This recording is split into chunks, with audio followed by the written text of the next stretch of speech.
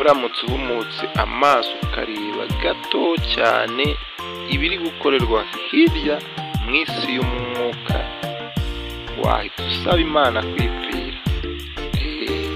Buriya Satani ntamuwe na nkeya, habe no mu gatonyi afitiye umuntu, nta mbabazi habe na nkeya pe agirira umuntu, kuko apanga bije n'imigambi ku muntu akabitegura igihe kinini ku buryo ashobora kuguteza ikintu we yateguye mu myaka myinshi cyane.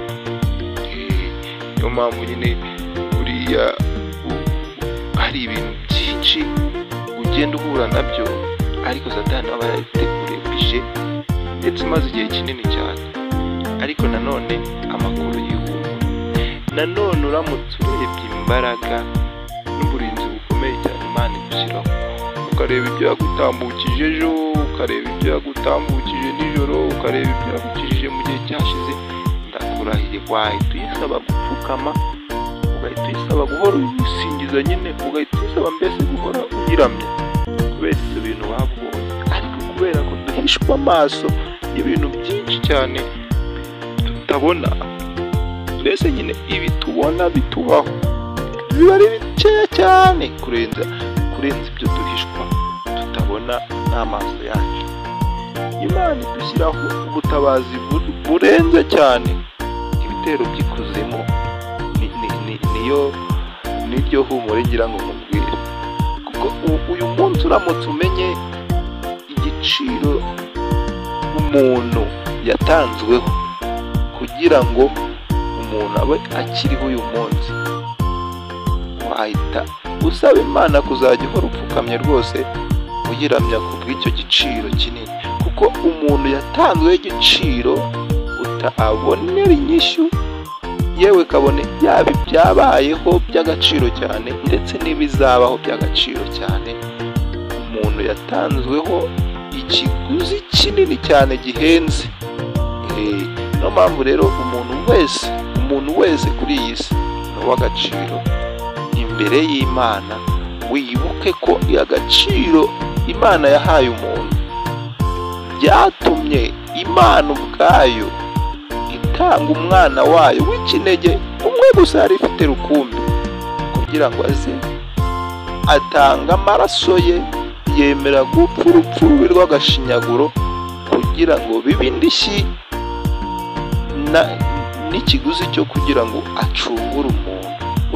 Urumva ku gaciro? Ariko ngaho tekereza amaraso y'umwana w'Imana, noneho wongere w'ikinege yatanzwe kugira ngo abe ikiguzi cy'umuntu, ikibumbano Imana yari yarabumbye ikagihumekeramo. Urumva ku gaciro umuntu afite. Niyo mpamvu ikora ibishoboka byose ikagushyiraho uburinzi.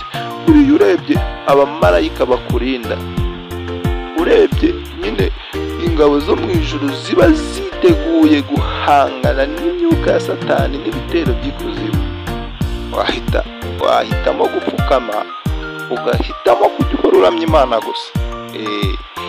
Nyine ushobora kwibwira ngo njyewe ngo ndi umunyabyaha, ngo butabazi, ariko naho waba umunyabyaha ute, ntabwo Satani agufitiye impuhwe. Dore yumva aruhutse iyo ubugingo bwawe Satani abushyizeho akadomo, akabona yuko akugejeje muri wa muriro utazima, nibwo ubundi aruhuka kugupangira.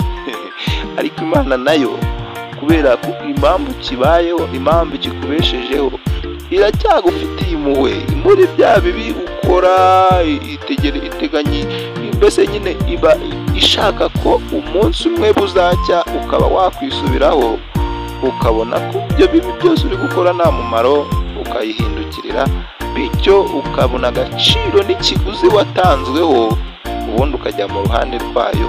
Nicyo gituma buri Imana ikubeshejeho. Wibuke ko impamvu turiho si uko uriho hari ibintu byiza wakoze byatuma ugejeje uyu munsi ukiriho, ntabyo, kuko niba waranabikoze birashoboka, ariko hari n'ibindi bibi byinshi wakoze byatuma uyu munsi waba utakiriho.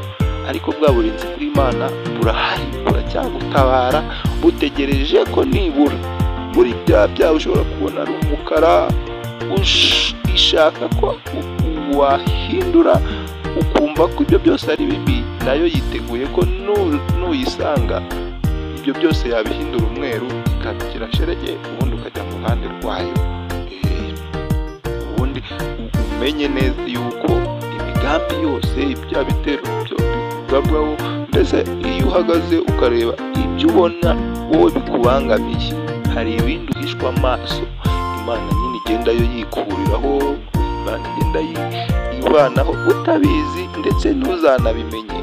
Twa tundi ubona tuba ari udutonyanga duke duke, Imana idufiteho uburinzi, Imana idufiteho ubutabazi, kabone n'ubwo wabona ugabwaho ibitero ariko umubwije ukuri ko twa tundi ubona ukabona tumwe tukugezeho tukagutesha umutwe, tumwe tukugezeho tukakubangamira, tumwe tukugezeho mbese ukabona birakuremereye, ukabona ni nk'imisozi.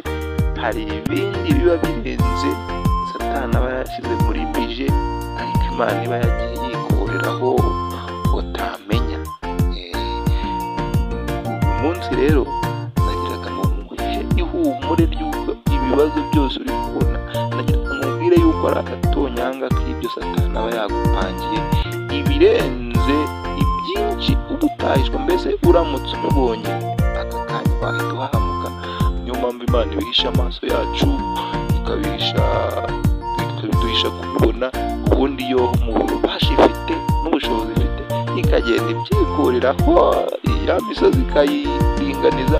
Mbese nyine utundi tubona tuba ari ukugira ngo bidutere gushima Imana, ubundi bikomeye bitero Satani tugabaho, imyamba turasa, mbese Imana igenda yitambika kugira ngo itatugeraho, kuko nyine mu bugome bwa Satani nta mpuhwe na nkeya, habe na gato afite ikiremwa muntu.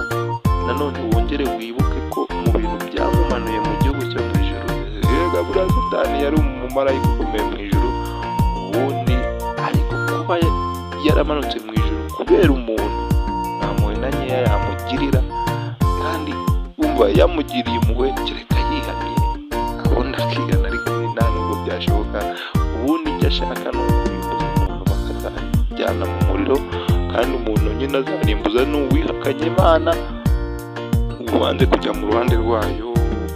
Ubundi Satani ni indyarya, kandi wehe wumve ko akazi akora ari ako gupangira umuntu ibyamugwisha mu mitego, ku buryo agutega ikintu rimwe wagisimbuka, akakureka akazagutega ikindi gihe, kandi we ntabwo acyarambirwa, ahora agutega agupangira akakugabaho ibitero. Ariko dushima Imana yuko nayo ifite ubutabazi bw'abamarayika buhora buturinda, ubutabazi bw'abamarayika buhora bukuraho ibitero by'ikuzimu byose tukabwaho. Hari ibyo tuzi, hari n'ibyo tutazi, ariko twizere neza ko ibyo tubona ari udutonyanga tw'ibyo Satani aba yadupangiye, kandi imbaraga z'Imana turazemera. Nawe niba ubyemera ushobora kubwira Imana ukavuga ati ntange ndakwemera rwose, ariko harimo ibintu byananiye, harimo ibintu nyine binesha, Imana mfasha ibintu bireke maze njye mu ruhande rwayo. Mubwije ukuri ko nta kintu na kimwe Imana ititeguye kugukuraho ku bwawe, nta kintu na kimwe Imana ititeguye kureka, mbese nyine nta kintu na kimwe Imana ititeguye kuba yagukorera kugira ngo ironke ubugingo bwawe.